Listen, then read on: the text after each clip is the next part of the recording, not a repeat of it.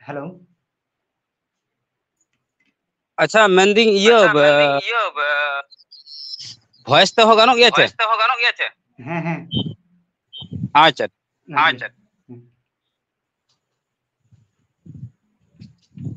जोहर के सनम को सगुन दाराम मेना अबुआ अपनारा यूट्यूब चैनल रे दारायकान 30 जून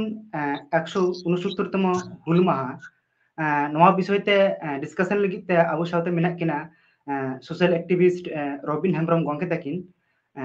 गोंके एहब रे जोहर और सगुन दाराम होय होय जोहर जोहर गोंके नवा गालोच आखड़ा दो मिटटांग कुकली साथी एहब दा गोंके हुल दो चेत कना होय नितो ऑक्टो रे नवा हुल दो चेत कना नवा अडी मारांग मिटन कुकली लक्ति कना और नंदा खन के एनखन अबुआ जहां ओना ताळम दहाट अबो निरय बो दो दाड़ेया अबो जहां तना हकय दे नसने डिस्टर्ब दे होय हाँ थोड़ा डिस्टर्ब नो है नेटवर्क तो ठीक गया होय नितो आंजमो कना हाँ नितो आंजमो कना होय एनखान अबुआ जहां मन्नी को हक अइदर खन एतहब कतेन से दो मन्नी का पांचा लगी जानम खन गुजु धरि लड़ाई हुई कना ना लड़ाई ना ᱧᱩᱛᱩᱢ गे मेन आदो हुल दो लय लेखान पुष्ट सही नुआ हुल दो एटा लेखान में हुल कना हुल 30 जून हुल दिवस से हुल माहा मनाय हुल दो ताहले नुको इंग्रेज सरकार गोंके नसीना डिस्टर्ब ᱧᱚᱜ तबना नुको इंग्रेज सरकार रे मेन अबो दिसम रे नुको इंग्रेज सरकार अबो गुलाम आकाद बुन कथे को अदो एनखान नोआ हुल दो चेत कना हुल दो ओना कान गया जहां दो मित गुलाम सावते लड़हई मित नाहाचार सावते लड़हई ओना खन फुरगल नाम गे हुई कना हुरना एतो हुदिस उयहर कान गया मी कथते लई गनो हुल दो मिटन उयहर और मिटन उयहर बदल दाड़ेया मिटन नाहाचार विरुद्ध रे हुलसई रना एतहब गे कना से खाटो माछाते लई गनो मित कथाते ओना दो हुल कना नोंडे आबो हुल जहां ताहलेना नो दो तहलना भारत दिसम गुलाम आकाद इंग्रेज को ठे खोना हथियार सलात लड़हई एनखान लई गना सांताल हुल दो भारत रना स्वतंत्र सशस्त्र संग्राम ताहलेना विद्रोह ताहलेना और नोआ गे हुयु कना 2030 माने नोआ अबो 30 जून 1855 साल रना हुल रना तेते होय संजय बाबू एकल गोंके थाले नितो जहां अबू हुल महाबुन मनावेदा आयमा हर के नवा हुल महा दो हुल उत्सव माने हुल परब रको कन्वर्ट का कना नवा विषय तबेन चेत एगो अडी सपा सपा लय लेखान लय गानवा संजय बाबू नुआ जहां हुल दिवस तिहिन से हुल महा जहां कना निये तिहिन हुल परब लेका जहां बदलाव बु नेलेआ नो दो इन्या उद्देश्य तो अडी दिन खन तो बांग थालेना मिद ऑक्टो बांग थालेना इन्या दिसोतियो 2000 साल खन एज ए राइटर लेका ओपेरा साथे जोपड़ाव ड्रामा साथे कहानी साथे जोपड़ाव होड़ हुल महा रे सिदु कानू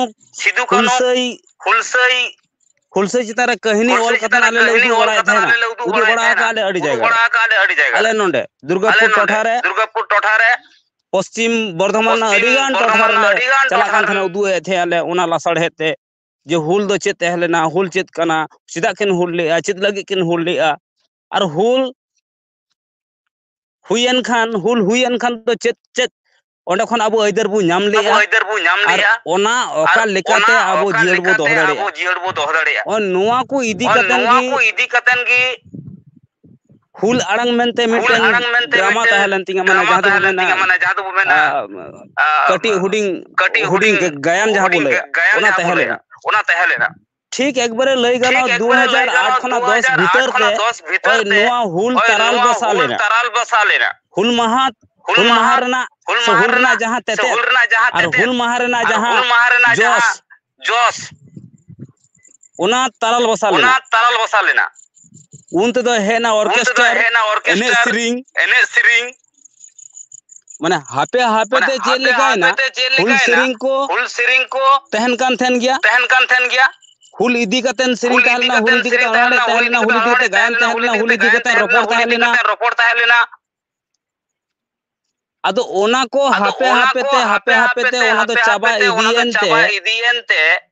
से उनकन सपड़ा को से उनकन अनोलिया को लई गनवा उनकना बंको सपड़ा कन खातिर ते अडी कम पैसा ते नि तो ऑर्केस्ट्रा को नमो कना निंदा अंगा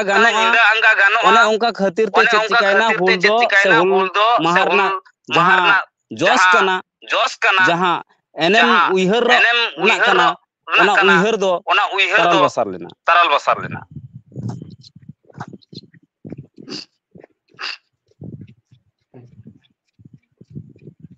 ताहले नोआ हुल दिवस दो नितो नोआ ऑक्टो रे चेद लेका कते मानाव दरकार कना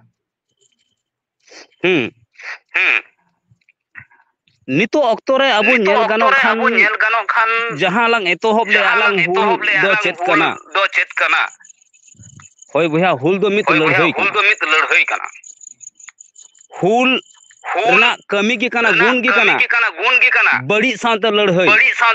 बड़ी साथ लड़हई और विचार साथ लड़हई नाहाचार सहा लगित लड़हई अबो नेतो ऑक्टो रे जहां हुल तेतेत कना ओना अडी लक्ति अबोना लई दो तिहिन नेलोगो कना भारत सरकार चाहे अब राज्य सरकार अब आदिवासी को चेतान रे अटा लिकन मित नाहाचार एतोहबका राजरी नाहाचार सावतारी नाहाचार आर अबो ओनारे अबो झली कना नितो नेल लेखान अबो हासा रेजो कना अबो उपरुम रेजो कना अबो रिजर्वेशन रेजो कना अबो एसटी कोटा रेजो कना फेक एसटी बेना कना और नोते अबो जायगा जमीन से अबो भिटा हासा अबो हक इधर ओलो पढ़ा ओना साथे अबो जाति उपरुम नुआ को बांचाव लगिते लई दो संविधान अधिकार इधर हामेट लगिते मनमी लेका मनमी होई कतन बांचा लगित abo hulsai nito dorkar abon kana lakti abon kana ona hulsai jahan 30 Jun 1855 साल रे होइलन सिदु कानु तकिना आयुरते गंके अबेन की नोका मना हुई तहना जे नितो जहां हुल दिवस मना हुई कना ओकारे बंग ओकारे नोंडे हो नसिना आंधा पते ओकारे बंग करे बोलो कना एकल असल नोआ आंधा पतियो बोलो रे चे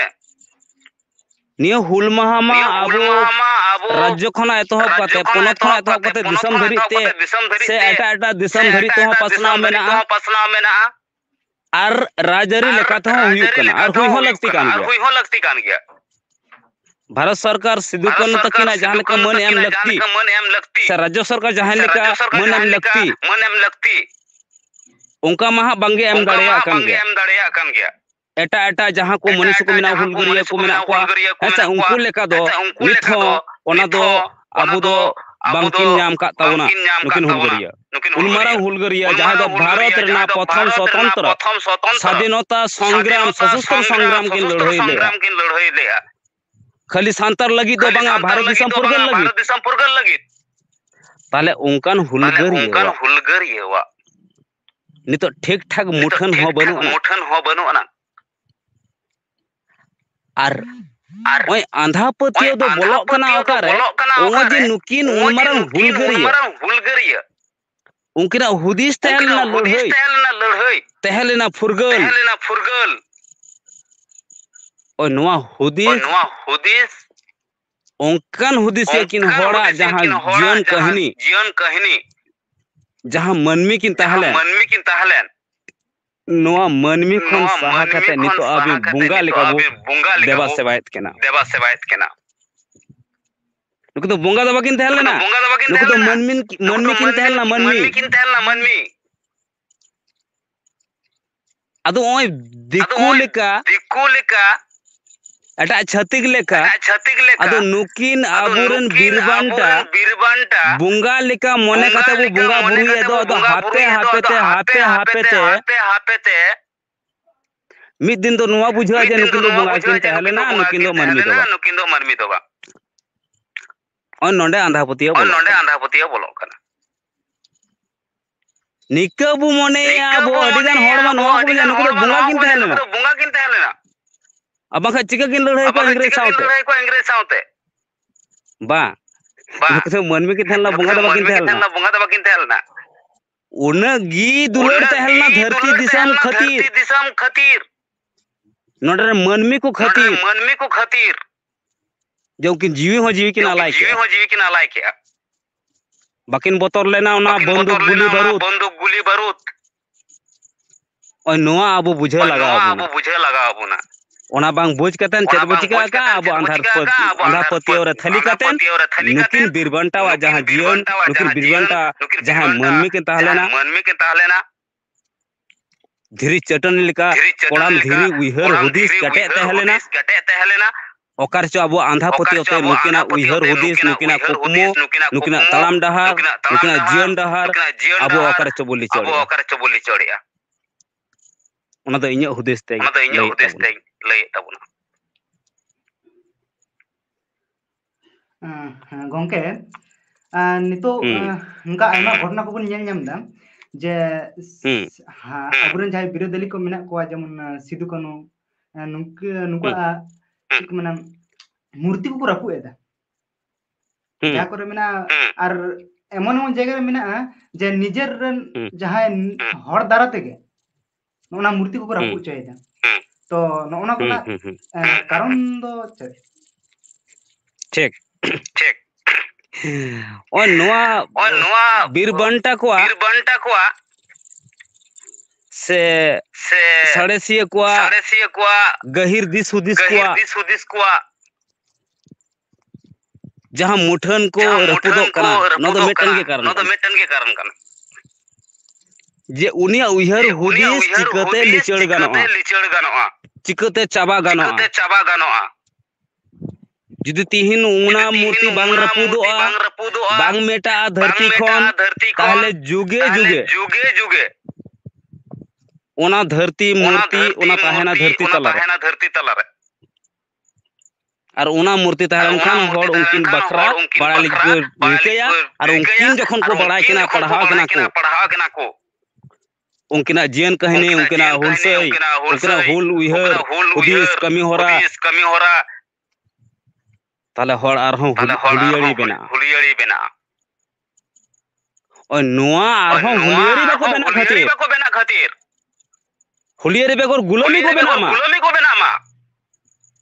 और नोआ उइहर खातिर तिगे से नोआ उइहर कातेन गे नुको होड़ आबो होड़ दिए नोंका लेकाते ओना मूर्ति को रपु चुए से आटा होड़ाते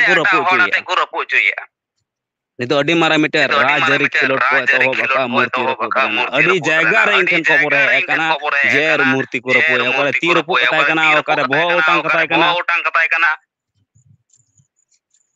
और नुकाना कारसजी तो हो बकाना जहां जहां गे आबुरन बिरबांटा को आबुरन हुलियारी को आबुरन पंडित को आबुरन दिसुदिस को और नुको होड़ को अनोलिया को कवि को नुको आबो को मेटा लगी दल को कुरुमुटो काचा से नुको ओना मूर्ति ताहेना बेस ठीक तला हापेन दिरन गिद्रा ओना मूर्ति नेलते बड़ा सना को उनको जीवनी पढ़ा सना को उनको पढ़ा सना को और पढ़ा लेन खान को बड़ाया जे नुको चित को चिकले आको दिसम आको सांता आको धरती लगे ओना बांग हुयु मा ओना बोतोर ते नुको रपुरना षडयंत्र को एतोहब केया और निथो लेताड़ गी चलु कना और नोंका जहां अबु स्कूल सिलेबस करे बु जदि बुन नेला तो ओले हो ओकारे बंग ओकारे एखन जस्ट किछु कथा को तुलु रकाब कदा जे है हुल सावताल पिले हो नोनका विषय ते मेनखान ओंडे हो पुष्ट सहित दो बांग तो नोना हुई कि कोनो चालाकी कना से नोआ को कोनो एकल अडी मारा बोतोर कना को जहां तना हुलियर को थेलना बा नुको दो खाली इंग्लिश को बोतोरा को ओनकान दो बांग कना आबो दिसम रे नितो जहां इंग्लिश हपन मेना का बांग जहां इंग्लिश हपन नितो आबो दिसम रे मेना को नुको हा आबुरन हुलगरिया को बोतोरा को हुलगरिया को विचार धारा को बोतोरा हुलगरिया को आइडियोलॉजी को बोतोरा हुल अड़ांग को बोतोरा ओनाते आबो दिसम रे सचेत व्यवस्था जहां पूंजीपति को व्यवस्था नुको को उइहर के नुको हाते ते खाटो हुआ नुको उइहर उद्देश्य जहां का पुथरे मेना ओना खाटो इदी हुआ और खाटो तो मिद दिन आद गो का हुआ नुको उपरुम के बांग थाना बांग दो मूर्ति थाना बांग दो उनिया नगम तहना बांग दो पुथीरे उनिया ओल तहना जैसे जहां तना आबो सिलेबस रो पढ़ाविया नमा छतिक नुको पूंजीपति को शिक्षा व्यवस्था रेना गी ऑल ओनल पुथी कना अब संताल को अब नगम बाबू वाला और ओलका रहो बोन पूंजीपति सरकार नि साम्राज्यवाद दलाली सरकार नोआ बाय छपा अचोया स्कूल कॉलेज विद्यागार सिलेबस रे बाय तलाया चिदा नुया बोतोर मेना जे नोंडरन अदीम खरवाल को आको बांचा लगित हुल को हुलसे को लगतरे जीवी आला कता आको हकैदर आको उपरुम बांचा तेहरना कुरी गया और नुआ कना तेते दो ताले नितो नेलो कना जे ताले ना हुल बारते जते बांको बडाय चोबुन नुआ खातिर नुआ को उकु दोह करना को चेष्टा इदा मेनकन ताले आबू नुआरना सटीक बड़ा लगित ते माने चे प्रोसेस ते चला जे हुल बारते अबु एकदम पुंखानुपुंखो सनाम बुन बुझ दाड़ेना Hoi, aburan nagami bena aburan anolia bena ayu tabuna. Anu kun nagami ho huliari nagami bena ayu huliari onolia bena ayu tabuna. Enkan gi abua jotha jang hulrena nagam kana noa jiol ruwar dare abo ar jiol doho dare abo. Ar bangkhan hape te jug bodolok sante somoy okto bodolok sante okare chon noa adoa.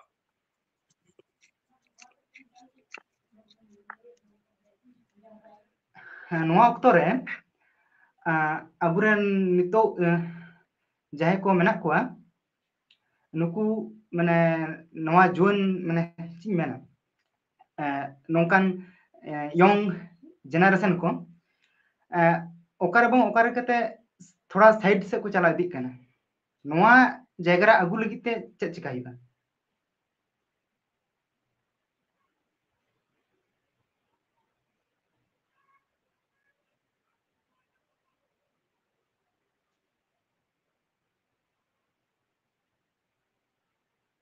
गोंके अजम देबेन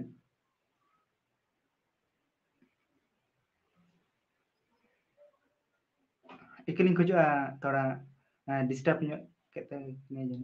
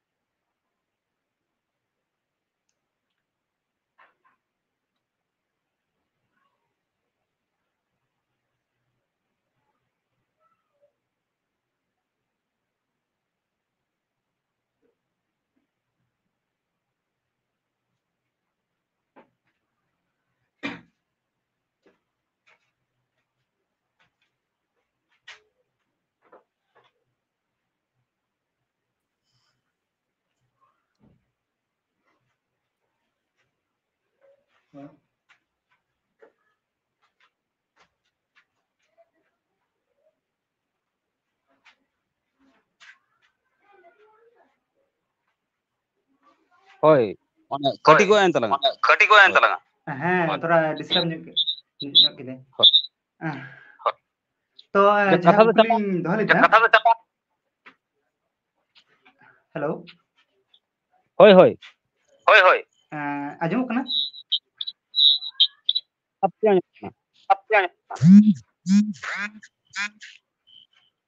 anjom kana sapa ya अच्छा ठीक है जहाँ मेने था ना जे नितो जहाँ मॉडर्न जनरेशन को मेना को अरे लेकिन जहाँ को तो ओना हुल खन अडी संगीन से को चला करना तो ओना जगह रोड अगु लगी चे लेकिन कमी है hoi noa kami lagi te ten like aburan jahay maje haram ko mena aburan jahay susu se pargana ko kat ko nuku ko kami apar te mena hul mahar jahan ona tete ona batarna lakti mena ar bangkhan aburan gidra noka nahar ren gidra no hulna nagam eta lekate litor kate gi no रबिन गोंके नसीना voice disturb ᱧᱚᱜ ᱛᱟᱵᱮᱱᱟ अच्छा कटे disturb है होय नितो ना ठीक ठाक हां नितो ठीक ठाक होय आदो एनखान नुको आबोरेन को मेना का कोआ नुको नो हुलना नगाम रा तते खन साहा संगिंग रेना आरहो अडिगान कारण मेना ओना को दो हुयु कना मित ओजे अबो सावता तला छतिक को ऑर्सन बढ़ावाकन नितो लई गानोआ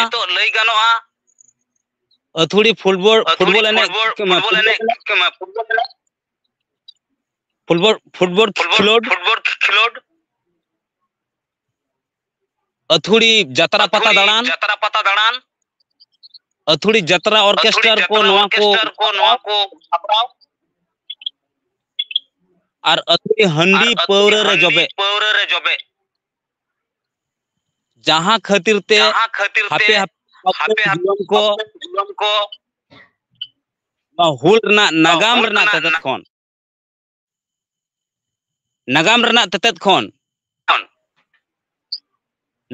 तेतेत खन को सहा संगिंग कना को बाको बुझाव दड़े कना जे नित हो आबो आबो दिसम दो जथात फुरगल बाय हमें आबो नुको इंग्रेज हपन खा गुलाम फुरगल दाड़ेया पुथी पतब रे जहां को बो पढ़ाविया नुको इंग्रेज हपन पूंजीपति को कार सजी गे कना आबो ओना गुलाम सिकलिते आरहो तो आबो हातांग जथा सही सिकनत बांग हमेट दाड़ेया खातिर नुको को कुरुमुटो नेत हो मेना संजय बाबू एकल आर मिटन कुकली दो केते नवा स्ट्रीम दो नोडे के बुन मुचेदा ना दो हुकना जे नवा मॉडर्न समय रे ना जुग रे जहां घटना से जहां हुल 169 बछर लाहार घटाव कना ओना नितो अब चेद लगा केते अप्लाई केते अबुआ भविष्यत बुन नपाय होय नितो ओना हुल रना दोसर हुल नो दोसर हुल दोड़हाते आबो अप्लाई अडी लगतिया ओना हुल लई दो 30 जून 1855 ओना हुल तेहलना आबो दिसम फुरगल इंग्रेजा ती गोबल खना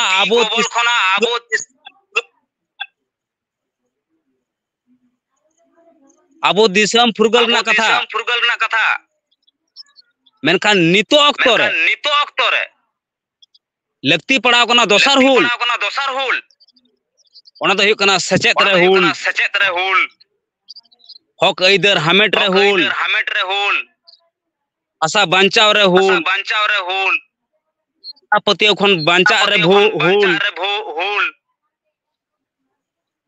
सावते आबो जीवन मनमी लेका मनमी बांचाव ताहेरना हुल कथे तो लई गानवा मनमी ते असन जुलुम खना बांचा लगित हुल लगती अबुन कना जहां दुब मेना साढ़े सियो मित हुल अडी लगतिया नितो जीवन रे संजय बाबू एकल तो सनाम दिसम हर को पे आजम के गया जे एक्चुअली हुल तो चेत कना और हुल विषय ते आयमा रकम कुकली जहां अबु को मने रे रकाब तहेना और नवा वर्तमान समाज रे चीज चालू कना और चल गते अप्लाई गते आबुआ नवा जीवन साबु नवा समाज अबु आरो लाहा से बुन इदिया नवा विषय ते बुन बड़ा जाम किदा तो अडी आयमा सरहाव रबिन हेम्ब्रम गंके नवा चैनल सा जड़ाव लगित ते और मुझे रे अबे नवा चैनल बारे में कथा लेना अब 10 मिनट होय ᱦᱳᱭ ᱥᱚᱧᱡᱚᱭ ᱵᱟᱵᱩ ᱦᱚᱸ ᱟᱹᱰᱤ ᱟᱹᱰᱤ ᱥᱟᱨᱦᱟᱣᱤᱧ ᱪᱟᱞᱟᱢᱟ ᱵᱟᱲᱟᱭ ᱥᱟᱛᱟᱢ ᱥᱟᱯᱲᱟᱣ ᱞᱟᱹᱜᱤᱫ ᱱᱚᱣᱟ ᱚᱠᱛᱚ ᱟᱵᱚ ᱥᱟᱶᱛᱟ ᱨᱮᱱᱟᱜ ᱟᱵᱚ ᱥᱟᱶᱛᱟ ᱨᱮᱱᱟᱜ ᱵᱟᱧᱪᱟᱣ ᱨᱮ ᱟᱵᱚ ᱥᱟᱶᱛᱟ ᱱᱚᱣᱟ ᱥᱟᱛᱟᱢ ᱛᱤᱦᱤᱧᱟᱜ ᱚᱠᱛᱚ ᱨᱮ ᱟᱹᱰᱤ ᱜᱮ ᱞᱟᱹᱠᱛᱤ ᱛᱟᱦᱮᱸ ᱞᱮᱱᱟ ᱚᱱᱟ ᱥᱟᱶᱛᱮ ᱟᱸᱡᱚᱢᱤᱭᱟᱹ ᱠᱚᱴᱷᱮᱱ ᱤᱧᱟᱹᱜ ᱦᱚᱸ ᱢᱩᱪᱟᱹᱫ ᱦᱩᱞ ᱡᱚᱦᱟᱨᱤᱧ ᱵᱟᱲᱟᱭ ᱦᱚᱪᱚ ᱠᱟᱛᱮ ᱱᱚᱰᱮ ᱜᱮ ᱠᱟᱛᱷᱟᱧ ᱢᱩᱪᱟᱹᱫ ᱮᱫᱟ ᱡᱚᱦᱟर ᱜᱮ तो ᱦᱩᱞᱥᱟᱹᱭ ᱡᱚᱦᱟर ᱡᱚᱦᱟᱨ ᱡᱚᱦᱟर तो नवा चैनल रे जहां को ना बुन हे कना नवा चैनल बुन सब्सक्राइब तराय मा आर नवा वीडियो चैनल का बुन बुझ केदा जुदी नापाय बुन बुझ केदा तो लाइक तराय मा बुन है आर जुदी नोका विषय रे आरो किछु कुकली तहेना ना दो कमेंट बॉक्स रे कमेंट काते लई तबुन पे नवा वीडियो दो नोडे बुन मुचादा जहार गे